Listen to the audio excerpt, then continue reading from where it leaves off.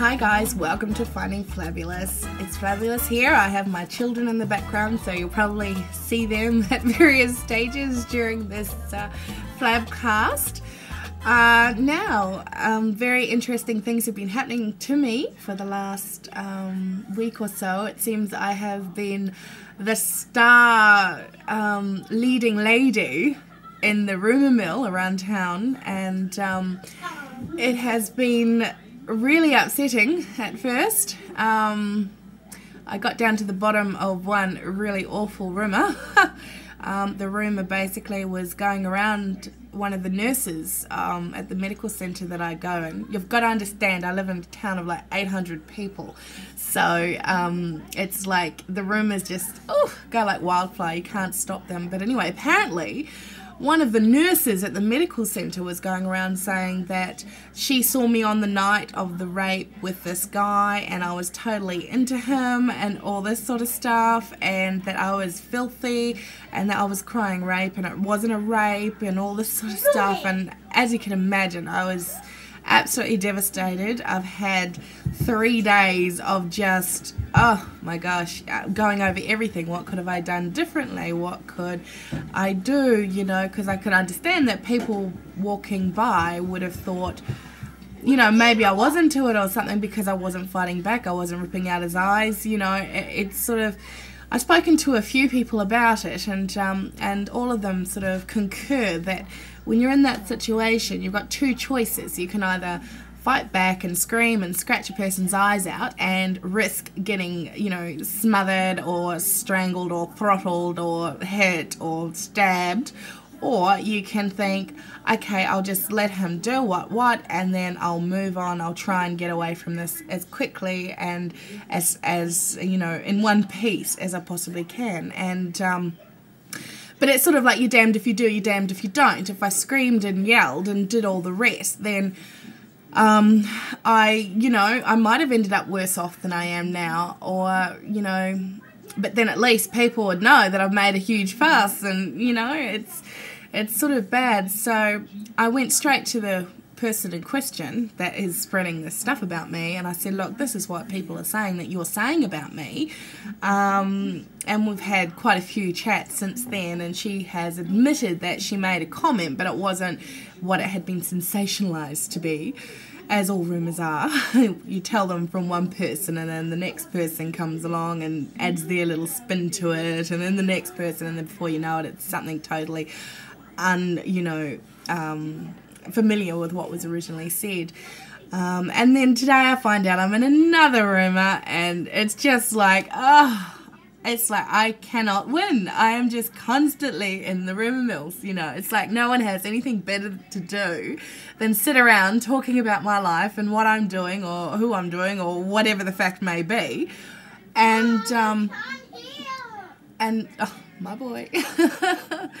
So today I've been having a serious think about, when these rumours happen, you can't stop them from happening. I can't stop them from happening, but what strategies can I put into place to get me out of this rumour mill, you know? And so I've come across a plan, me and my plans. You know, one of them simply is very basic. Don't tell anybody about your life. And the other one, the other part of the plan is that I'm going to continue on my weight loss journey and continue losing weight, so then they can start talking about how good I look, you know, hello.